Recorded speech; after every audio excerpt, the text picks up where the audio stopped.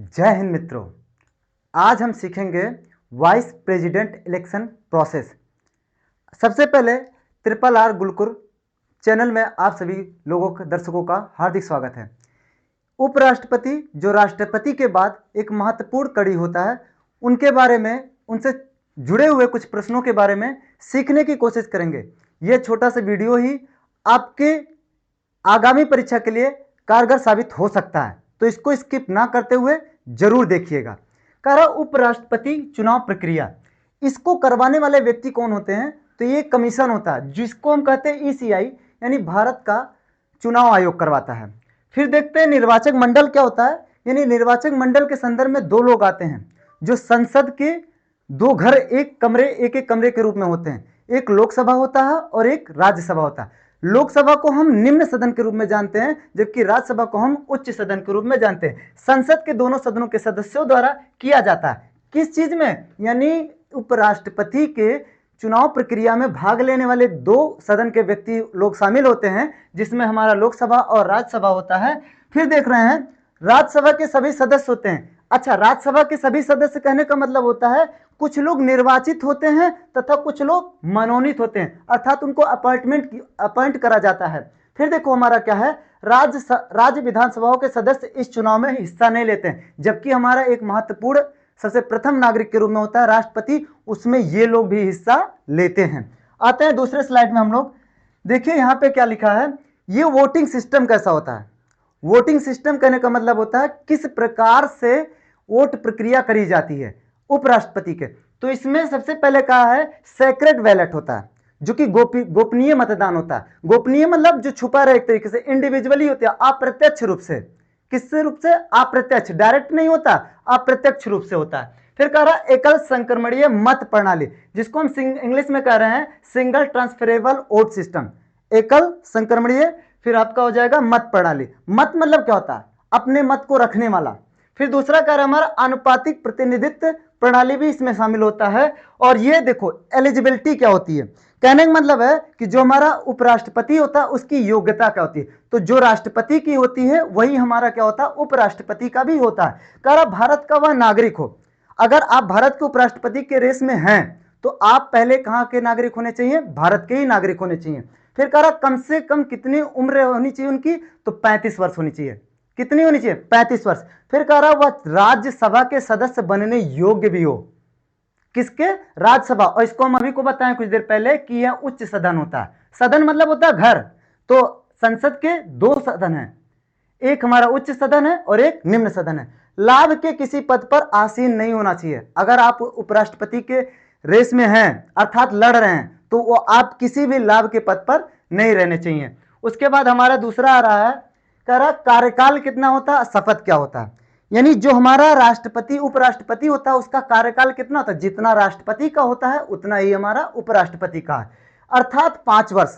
कितना? 5 वर्ष। लेकिन नए राष्ट्रपति के चुने जाने तक वह बना रह सकता है। कुछ कारणवश, जैसे अभी हाल ही में हुआ है, श्री जगदीप धनखड़ जी ने क्या करा? इस्तीफा दिया। क्यों दिया था? क्योंकि उनके स्वास्थ्य संबंधी कुछ समस्याएं थी। तो उसके बाद यहां पे चुनाव की तारीख तय करी गई थी और उसमें चुना गया था। देखिए क्या करा, राष्ट्रपति द्वारा शपथ दिलाया जाता है। किसको? उपराष्ट्रपति को।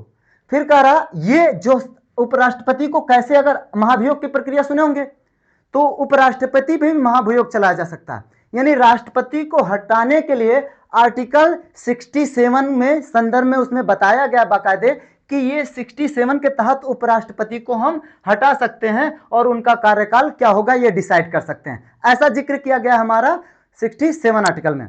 फिर देखिए क्या करा, अगर आप हटाने की प्रक्रिया तो ला रहे हैं, बता रहे हैं, लेकिन इसमें 14 दिन पहले हमको क्या देना पड़ेगा? नोटिस देना पड़ेगा। यानी जिस व्यक्ति को आप हटाने की कोशिश कर रहे हैं उसे 14 दिन पहले आपको नोटिस देना होगा। अगली स्लाइड के संदर्भ में आ रहा है भूमिका क्या होता है और कार्य क्या होता है। सबसे बड़ी बात होती है भूमिका और कार्य। अच्छा, मान लीजिए आपके परिवार में कोई आपका घर का जो मुखिया वो उपस्थित नहीं है, तो आपके जो उनसे दूसरे लेवल पे होंगे वो क्या करेंगे? उस कार्य को भरी पूर्वक क्या करेंगे? निर्वहन करेंगे। देखिए जैसे उपराष्ट्रपति राज्यसभा के पदेन सभापति होते हैं, यानी जो राज्यसभा होता है उच्च सदन, उसके सभापति भी कौन होते हैं? उपराष्ट्रपति। फिर कह रहा है राष्ट्रपति की अनुपस्थिति, अर्थात किसी कारणवश भारत का नागरिक जो कि पहला नागरिक है, कौन है, राष्ट्रपति, वो उपस्थित नहीं है या उनकी मृत्यु हो गई या किसी कारणवश वो इस्तीफा दे दिए हैं, तो उपराष्ट्रपति उनका कार्यकाल देख सकता है, उनका पदभार संभाल सकता है। फिर कह रहा उपराष्ट्रपति चुनाव से जुड़ा कोई भी विवाद अगर हो रहा है तो ये सुप्रीम कोर्ट में जाएगा, यानी उसकी जो भी याचिकाएं दायर की जाएंगी वो सुप्रीम कोर्ट की जाएगी, सुप्रीम कोर्ट में की जाएगी, जो कि कहां पे स्थित है, दिल्ली में स्थित है। यानी सुप्रीम कोर्ट, ये शेड्यूल कास्ट नहीं है, सुप्रीम कोर्ट सर्वोच्च न्यायालय, सर्वोच्च मतलब सबसे उच्चतम पद पर। कह भारत के संविधान में उपराष्ट्रपति से संबंधित प्रावधान का उल्लेख किया गया, ये आर्टिकल 63 से लेकर 73 के संदर्भ में रखा गया। यानी आपसे कोई पूछेगा या जनरेट करेगा प्रश्न, कहेगा कि जो उपराष्ट्रपति होता है उसका जिक्र कहां से कहां तक किया गया, तो आर्टिकल 63 से लेकर के 73 के संदर्भ में जा रहा है। फिर कह रहा जो हमारे वर्तमान, सबसे मेन मुद्दा हमारा क्या था, यही मुद्दा था, वर्तमान उपराष्ट्रपति कौन हुए हैं, तो वर्तमान उपराष्ट्रपति हमारे हुए हैं जो को सीपी राधाकृष्णन जी।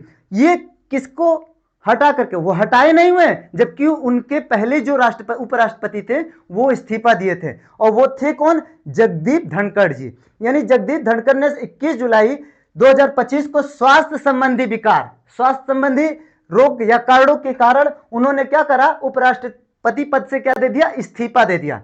अब भाई पद खाली हो गया, जब पद खाली हो गया तो वो, अच्छा इस्तीफा देने की प्रक्रिया किसमें है, ये आपका 67 में है, 67A के संदर्भ में। यानी जब कोई राष्ट्रपति इस्तीफा देता है तो उसका जिक्र कब करा जाता है, 67A के तहत। फिर कह रहा है जब इन्होंने इस्तीफा दे दिया तो उसके उपरांत उस उपराष्ट्रपति का पद क्या हो गया, खाली, और वह तब तक खाली रहा जब राज्यसभा के उपाध्यक्ष, अच्छा राज्यसभा के उपाध्यक्ष भी होते हैं, अध्यक्ष के रूप में कौन था आपका, वो थे राष्ट्रपति, सॉरी उपराष्ट्रपति। उसके बाद कौन है, उपसभापति के संदर्भ में आए हमारे उपाध्यक्ष, और वो कौन थे, डेप्यूटी चेयरपर्सन थे हरिवंश नारायण सिंह जी।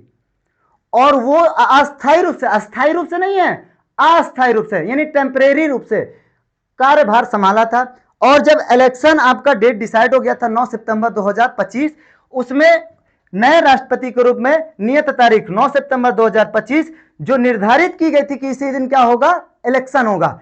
फिर कह रहा है जिसमें सीपी राधाकृष्णन भारत के नए उपराष्ट्रपति के रूप में चुने जाते हैं, और ये 452 वोट पाते हैं। और इनके प्रतिद्वंदी कौन थे, वो थे बी सुदर्शन रेड्डी, और ये किस पार्टी से थे, ये बीजेपी के पार्टी से, अर्थात भारतीय जनता पार्टी।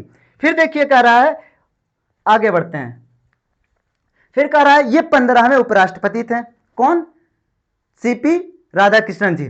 फिर कह रहा है ये कहां से आते हैं, किस राज्य से आते हैं, ये भी पूछ सकता है कि भारत के वर्तमान जो उपराष्ट्रपति चुने गए हैं वो किस राज्य से थे, तमिलनाडु से। किस पार्टी से थे, बीजेपी से। कितनी बार सांसद रह चुके, MP, member of parliament, parliament मतलब क्या होता है, संसद। एमपी कितने बार रह चुके हैं, 2 बार। फिर उसके बाद राज्यपाल भी रह चुके हैं भाई।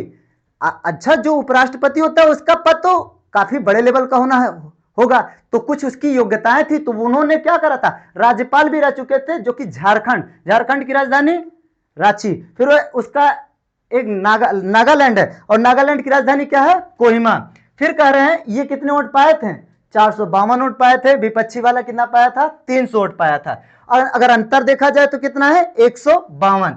दक्षिण भारत के दूसरे उपराष्ट्रपति के रूप में इनको चुना गया। दक्षिण भारत याद रखे रहिएगा, कौन सा भारत, दक्षिण भारत। दक्षिण भारत देखा जाए तो आपका भारत एक प्रायद्वीपीय देश है जो 3 ओर से क्या है, जल से घिरा हुआ है। एक अरब सागर, बे ऑफ बंगाल, इधर से कौन है आपका, नीचे से हिंद महासागर है।